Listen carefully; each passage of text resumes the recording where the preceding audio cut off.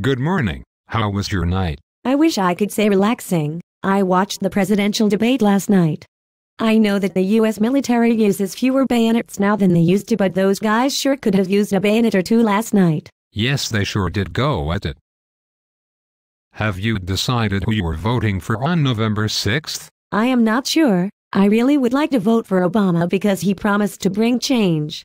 And we sure could use some change. Yes, I hope he would bring change in 2008, but after 4 years he is still talking about hope and change. Yes, and Governor Romney keeps reminding me that hope is not a strategy. What do you think will happen if Romney is elected? Well, he promised that on day one he would repeal Obamacare. The taxpayer-funded mandate that all Americans must obtain health insurance, Obamacare. What is Governor Romney's proposed replacement for the Obamacare? Well, as governor of Massachusetts, Romney enacted Romneycare. What is Romneycare? A taxpayer-funded mandate that all Massachusetts residents obtain a state government-regulated minimum level of health insurance. Wait a minute, am I in the Twilight Zone? That sounds a lot like Obamacare. What is the difference between Obamacare and Romneycare? About 2,004 pages of text and $500 billion in new taxes. $500 billion in new taxes? I hate paying taxes. If you do not like paying income taxes, you can go live in the Cayman Islands. They have no income tax rate. Yes, the Cayman Islands, isn't that where Governor Romney hides all of his money to avoid paying taxes? Well, I don't know. We would have to see more of his tax returns. What do you mean, more of his tax returns? Is he withholding parts of his tax return? Well, he has only released 1 full year worth of his tax returns. Well, maybe Donald Trump will offer Governor Romney $5 million to release more of his tax returns? I do not think so. Speaking of taxes, you know a lot more about taxes than me. What are the Bush tax cuts? Obama always says they are very bad. The Bush tax cuts are changes to the U.S. tax code passed under President George W. Bush through the Economic Growth and Tax Relief Reconciliation Act of 2001 and the Jobs and Growth Tax Relief Reconciliation Act of 2003. That sounds really complicated. Well, the first act lowered taxes through revisions to income tax rates, estate and gift tax rates, and qualified and retirement plan rules. The second act, in short, accelerated the tax cuts of the first act and further cut taxes on investments. Both of the acts were set to expire at the end of 2010. I like lower taxes, but I guess we as Americans gave up a lot of programs and services in exchange for lower taxes. Well, no. We went to war and government spending actually ballooned. So the government cut taxes and raised spending? That sounds like a bad idea. I am glad that they expired in 2010. Well, actually, President Obama extended the Bush tax cuts through 2013. Wait a minute. That does not make any sense. No wonder the American people are so confused.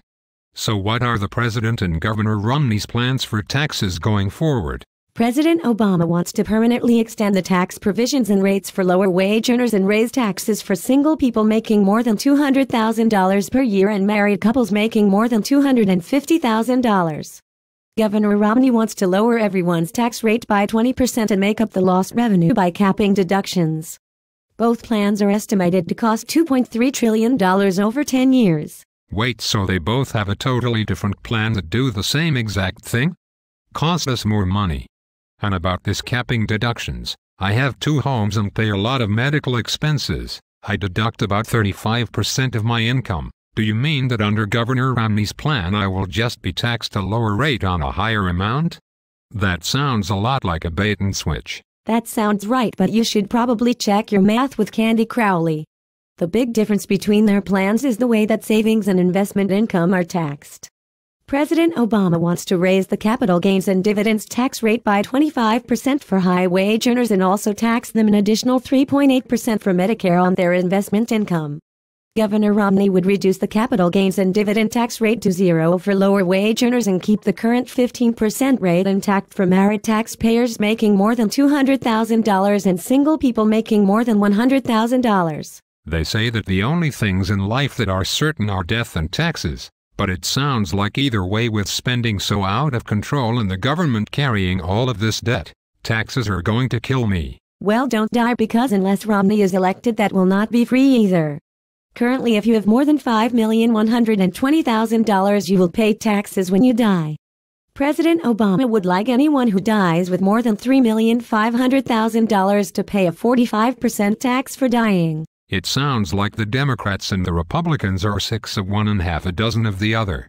At least my investments in 401k have gone up under President Obama. Yes, that is true, but that is because of the stimulus that is compounding our debt. History shows that the stock market has little effect on who wins the election. What does? The economy.